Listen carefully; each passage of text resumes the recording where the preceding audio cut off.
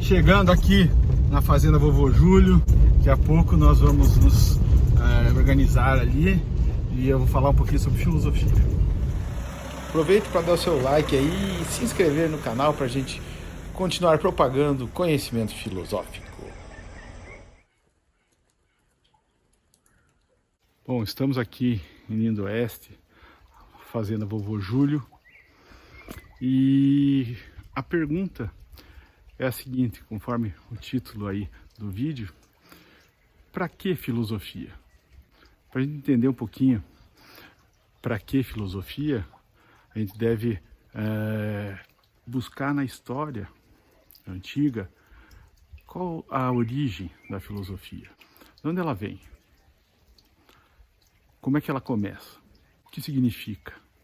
E essas indagações são fundamentais para a gente começar a perceber a necessidade dela, efetivamente, para que ela existe e por que ela continua aí constantemente permeando os nossos pensamentos. Por quê?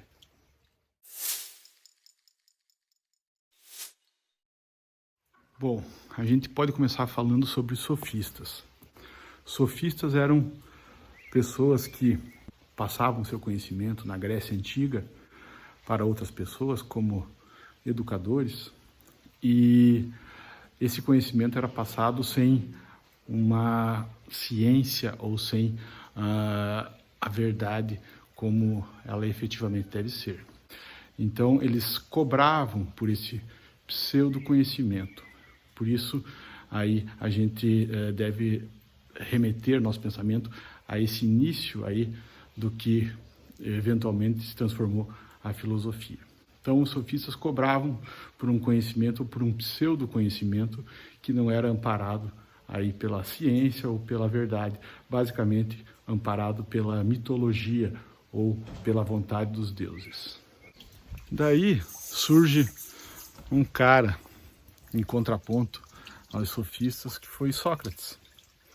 E ele começa a questionar a questão dos mitos, ou seja, será que tudo se justifica pela vontade dos deuses? Ou será que os deuses do Olimpo são aqueles que comandam a natureza, que determinam o que é certo, o que é errado, o que vai acontecer, o que não vai acontecer? Sócrates era filho de Fenareta. Fenareta era uma parteira, e a partir disso ele começa a ter uma ideia com relação ao conhecimento, ao pensamento. Como é que surge o pensamento? Como é que surge a verdade? Ou como é que a gente consegue identificar a verdade? E com a visão da profissão da sua mãe, ele entendeu que as pessoas podiam dar à luz as ideias, ou seja, parir as ideias. Maêutica socrática, dar à luz ou parir as ideias, trazer de dentro de si o conhecimento e o entendimento sobre as coisas. Então Sócrates é um divisor de águas aí da filosofia. E Sócrates tinha a humildade e a questão do desapego a bens materiais como uma constante na sua vida. Ele começa a pregar a sua doutrina baseado na ideia de que as coisas não acontecem de acordo com a vontade dos mitos ou do que os deuses diziam que era certo ou errado, ou ainda de que as coisas aconteciam de acordo com o que os deuses do Olimpo entendiam que deveriam acontecer. E a partir dessa ideia, ele começa a causar dúvidas e indagações na sociedade ateniense e, ao mesmo tempo, arrebanhar pessoas que acreditavam naquilo que ele estava dizendo, ou seja, de que existem outras causas que ocasionam os efeitos naturais além da vontade dos mitos. Então ele rompe com a ideia aí dos deuses como sendo os responsáveis pelo que acontece no mundo. Ele traz a ideia de conhece a ti mesmo, ou ainda a ideia de que a única coisa que a gente realmente sabe é que a gente não sabe nada. Então, conhece a ti mesmo, note TY, em latim. A única coisa que a gente sabe realmente é que não sabe nada. Ou seja, só sei que nada sei. E isso realmente é um divisor de águas na ideia do conhecimento. E Sócrates, portanto, estreia com o questionamento ou com a ironia, dar à luz às ideias, questionar, se perguntar quem nós somos realmente e ainda entendermos que a única coisa que a gente sabe é que a gente não sabe nada. E Sócrates também era general, ele foi general e lutou na guerra do Peloponeso, e sempre arrebanhando pessoas que acreditavam no que ele estava falando. Aí acabou se envolvendo com a juventude, porque ele reunia jovens nas praças de Atenas e essas pessoas, esses jovens, acreditavam no que ele estava falando.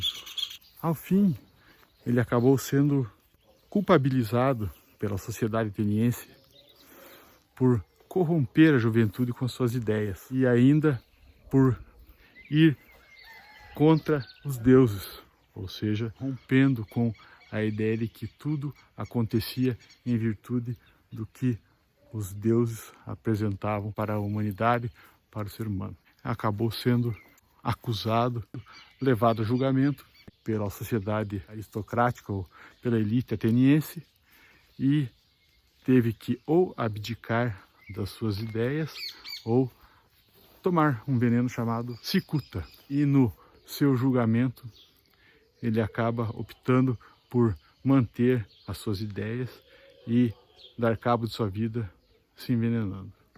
Mas o que é importante a gente falar com relação a isso?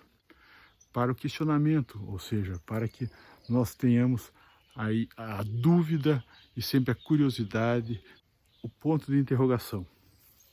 O questionamento, as questões como mais importantes do que as respostas.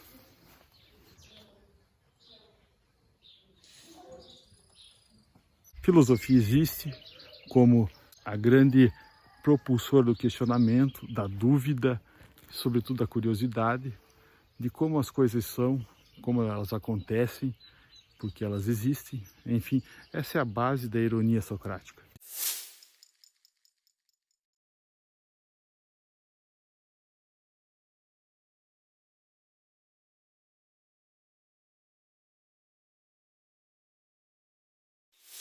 Como eu disse, as perguntas são mais importantes que as respostas. Elas trazem muito mais conteúdo do que as respostas. Até porque a verdade, ela em tese não existe. A gente tem o quê? Uma interpretação dos fatos. A verdade existe até agora. Para isso existe a filosofia, para que nós questionemos tudo o que ocorre na vida. E esse é o primeiro princípio, ou a base da filosofia. A indagação, o questionamento, o autoconhecimento com a ideia de conhecer a ti mesmo, além aí da ideia de que a única coisa que a gente sabe realmente é que a gente não sabe nada. Outra contribuição bacana para a filosofia é do filósofo alemão Hegel, que dizia que a filosofia tem, sobretudo, o papel de aguardar as coisas acontecerem para daí emitir uma opinião. E ele usa a analogia da coruja de Minerva, dizendo que a filosofia é como a coruja de Minerva, que bate asas ao entardecer, ou seja, emite uma opinião depois das coisas terem acontecido.